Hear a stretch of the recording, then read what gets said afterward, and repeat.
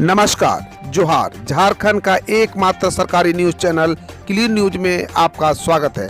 समस्या किसान से जुड़ा हो या हो पारा शिक्षकों का मुद्दा, हर खबर पर होगी हमारी पैनी नज़र। सभी खबर सिलेक्टेड और काम की है, तो वीडियो के अंत तक बने रहें। साथ ही आप न्यूज को किस गांव या शहर से देख रहे हैं, हमें कमेंट में ज़रूर बताइए। आज का लाइक हम 100 रखते हैं, उम्मीद है कि आप इसे पूरा करेंगे। और रोजाना पंचायत चुनाव का अपडेट पाने के लिए चैनल को सब्सक्राइब कर बेल आइकन को प्रेस करें। तो चलिए जानते हैं आज का मुख्य समाचार। देवघर में 14,000 नए पेंशनधारियों को भुगतान जल्द, ऑनलाइन किए गए आवेदन। राज्य सरकार की महत्वपूर्ण योजनाओं में से एक सर्वजन पेंशन योजना के तहत देवघर के 14,000 नए पेंशनधारियों का नाम पोर्टल से जुड़ गया है।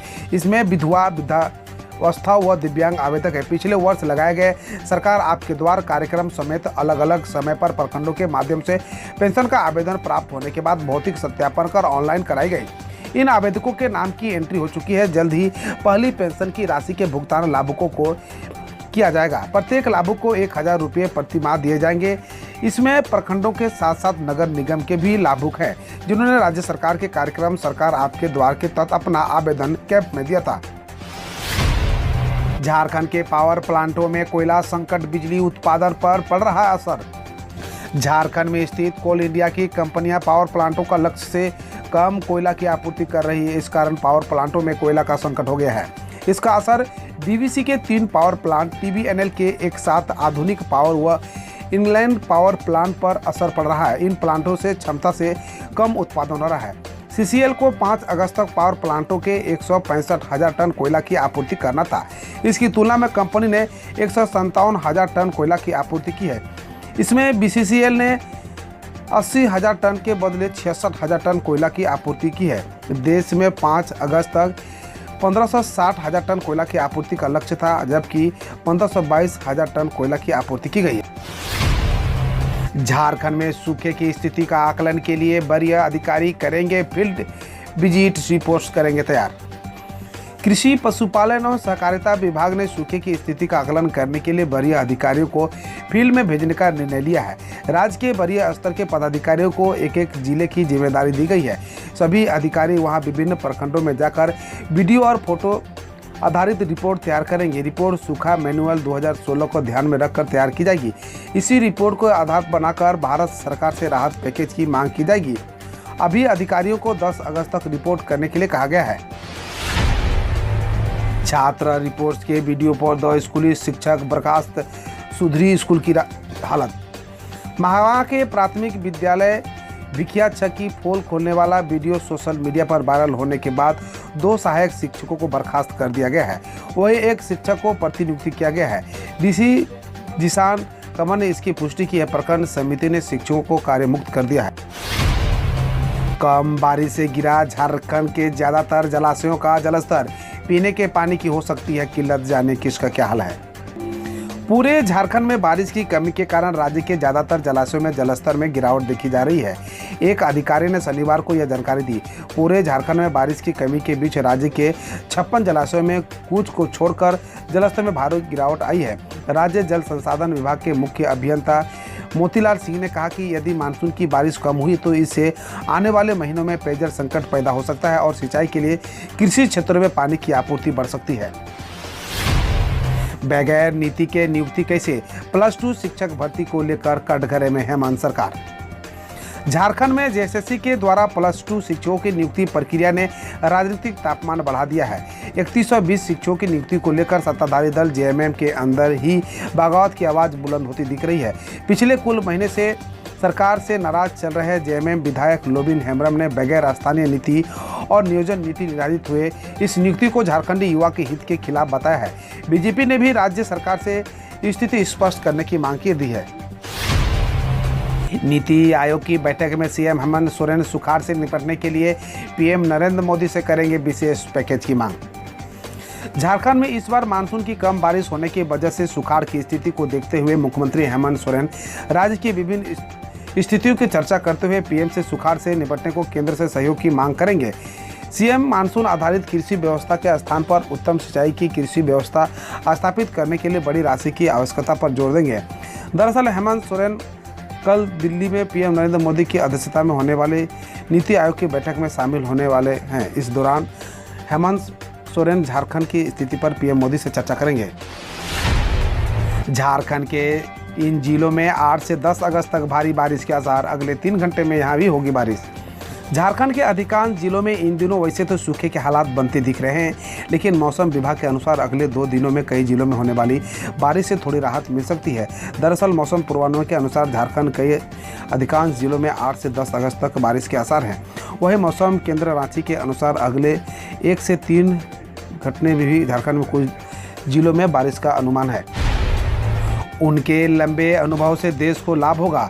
धनखड़ के उपराष्ट्रपति चुनाव जीतने पर राष्ट्रपति बोली। एनडीए के उम्मीदवार धनखड़ के उपराष्ट्रपति चुनाव जीतने पर राष्ट्रपति द्रौपदी मुर्मू ने उन्हें बधाई दी। राष्ट्रपति ने ट्वीट किया, धनखड़ के भारत के उपराष्ट्रपति चुने जाने पर बधाई। सार्वजनिक जीवन के आपके लंबे और समृद्ध अनुभव से देश को लाभ होगा। उन्होंने आगे लिखा, एक उत्पादक और एक सफल कार्यकाल के लिए मेरी शुभकामनाएं। पश्चिम बंगाल में सीआईएसएफ जवान ने AK-47 से की फायरिंग, एक एएसएफआई की मौत, एक अधिकारी घायल। पश्चिम बंगाल कोलकाता में शनिवार को इंडियन म्यूजियम में एक सीआईएसएफ हेड कांस्टेबल ने बैरक में AK-47 से फायरिंग कर दी, जिसमें एक एएसआई की मौत हो गई और एक अधिकारी घायल हो गए। वकल पुलिस उसने आरोपी को फायरिंग क्यों की का जांच का विषय है, हम उससे पूछताछ करेंगे। पुलिस ने लगभग 1.5 घंटे के ऑपरेशन के बाद आरोपी को पकड़ा। अजीत पवार बोले, दिल्ली से हरी झंडी न मिलने के कारण महाराष्ट्र मंत्रिमंडल विस्तार में हो रही है देरी। एनसीपी नेता अजीत पवार ने शनिवार को कहा कि महाराष्ट्र में एकनाथ शिंदे, देवेंद्र फडणवीस की सरकार अब तक मंत्रिमंडल का विस्तार नहीं कर सकती जब तक उन्हें दिल्ली से हरी झंडी नहीं मिलती। उन्होंने कहा, हम लगातार मांग कर रहे हैं कि मुख्यमंत्री कैबिनेट का विस्तार करे और मंत्रियों को नियुक्ति करे, क्योंकि मानसून व्यवस्था, भारी बारिश व किसानों की व्यवस्था समस्याएं बढ़ी है। 4 हफ्ते तक गिरने के बाद भारत का विदेशी मुद्रा भंडार $2.4 बिलियन बढ़ा। भारतीय रिजर्व बैंक के आंकड़े के अनुसार 29 जुलाई को समाप्त हुए सप्ताह के दौरान भारत का विदेशी मुद्रा भंडार लगभग 2.4 मिलियन बढ़कर 573.9 बिलियन हो गया। यह वृद्धि भारतीय शेयर बाजार में विदेशी निवेशकों के कारण दर्ज की गई है। पहले लगातार 4 हफ्तों तक विदेशी मुद्रा भंडार में गिरावट देखी जा रही थी। क्यूबा के तेल भंडारण केंद्र में आग लगने से एक ही की मौत, 121 घायल और 17 दमकर्मी लापता। क्यूबा के मतांजस शहर में शनिवार को एक तेल भंडारण केंद्र पर बिजली गिरने के बाद आग लगने से एक शख्स की मौत हो गई, 121 लोग घायल हो गए और 17 दमकल कर्मी लापता हो गए हैं। अधिकारियों के मुताबिक प्रभावित इलाके से 8 लोगों को निकाला गया है। क्यूबा ने तेल क्षेत्र में अनुभव रखने वाले मित्र देशों की मदद मांगी है। गहलोत बोले, फांसी के प्रावधान के बाद रेपिस्ट अब रेप भी करते हैं और हत्या भी कर देते हैं। राजस्थान के मुख्यमंत्री अशोक गहलोत ने शुक्रवार को कहा कि निर्भया रेप के केस के बाद प्रावधान पर दिया गया है कि आपके रेप का दोषी फांसी की सजा मिलेगी। उन्होंने कहा, उसके बाद बच्चियों को हत्याएं बहुत ज़्यादा होने लगी है। रेप करने वाले देखता है कि यह तो गवाह बन जाएगी, वे रेप भी करते हैं और हत्या भी कर देते हैं। जगदीश धनखड़ के उपराष्ट्रपति चुने जाने पर सर्टिफिकेट हुआ जारी, इसी ने शेयर की तस्वीर। भारतीय चुनाव आयोग ने उपराष्ट्रपति चुनाव में बीजेपी के नेतृत्व वाले गठबंधन एनडीए के उम्मीदवार जगदीश धनखड़ की जीत को सर्टिफिकेट जारी किया और उसकी तस्वीरें शेयर की। धनखड़ ने विपक्षी की उम्मीदवार मार्गरेट आल्वा को 346 मतों के अंतर से जीत दर्ज की। मौजूदा उपराष्ट्रपति एम वेंकैया नायडू का कार्यकाल 10 अगस्त को खत्म हो रहा है। आकाशीय बिजली गिरने से एमपी के 3 जिलों में 9 लोगों को हुई मौत, 2 अन्य घायल। अधिकारियों ने बताया कि बीते 24 घंटों में मध्य प्रदेश के 3 जिलों में आकाशीय बिजली गिरने से 9 लोगों की मौत हो गई, जबकि 2 अन्य लोग घायल हो गए। इसमें से 4 मौतें विदिशा और सतना में हुई है, जबकि एक महिला की मौत गुना में हुई है। बकौल पुलिस घायल लोगों को अस्पताल में भर्ती कराया गया है। एक रिपोर्ट के मुताबिक अलीबाबा ने खर्च कम करने के लिए 9,000 से अधिक कर्मचारियों की छटनी। एक रिपोर्ट के अनुसार अलीबाबा ने बिक्री में कमी के बीच खर्चों में कटौती करने के लिए 3 महीने में 9,000 से अधिक कर्मचारियों को छंटनी की। कंपनी के कर्मचारियों की संख्या मार्च में 2,54,941 से गिरकर जून के अंत में 2,45,700 हो गई है। बकौल रिपोर्ट मार्च 2016 के बाद अलीबाबा के कर्मचारियों की संख्या में बड़ी गिरावट आई है।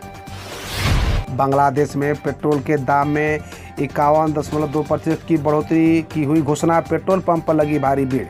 बांग्लादेश की सरकार द्वारा पेट्रोल के दाम में 51.2% और डीजल के दाम में 42.5% की बढ़ोतरी की घोषणा के बाद एक तस्वीर सामने आई है जिसमें एक पंप पर भारी भीड़ दिख रही है।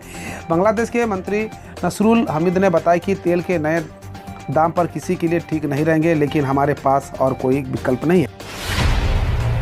आदित्य ठाकरे बोले, उद्धव ठाकरे के इस्तीफे पर शिंदे खेमे के विधायक ऐसे नाचे जैसे वे डांस बार में हो। शिवसेना नेता आदित्य ठाकरे ने कहा कि महाराष्ट्र के मुख्यमंत्री एकनाथ शिंदे के नेतृत्व वाली सरकार अवैध है। उन्होंने आगे कहा, जब उद्धव ठाकरे ने इस्तीफा दिया तो शिवसेना के बागी विधायक ने गोवा के होटल में ऐसे डांस किया जैसे वे किसी बार में हो। गौरतलब है कि शिंदे खेमे के विधायकों के डांस का वीडियो वायरल हुआ था। दिल्ली रोहतक रेलवे लाइन पर हरियाणा में मालगाड़ी के 8 डिब्बे पटरी से उतरी, रूट हुआ ठप। हरियाणा के खरावड़ रेलवे स्टेशन के पास रविवार को दिल्ली रोहतक रेलवे लाइन पर मालगाड़ी के 8 डिब्बे पटरी से उतर गए। इस हादसे के कारण रेलवे ट्रैक ब्लॉक हो गया।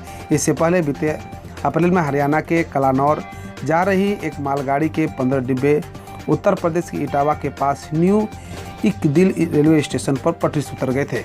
हम रोज ऐसे ही न्यूज लाते रहेंगे, तो यदि आपने अभी तक क्लीन न्यूज को सब्सक्राइब नहीं किया है तो पहले फटाफट सब्सक्राइब कर लें, साथ ही बेल आइकन को दबा दें ताकि कोई अपडेट मिस ना हो।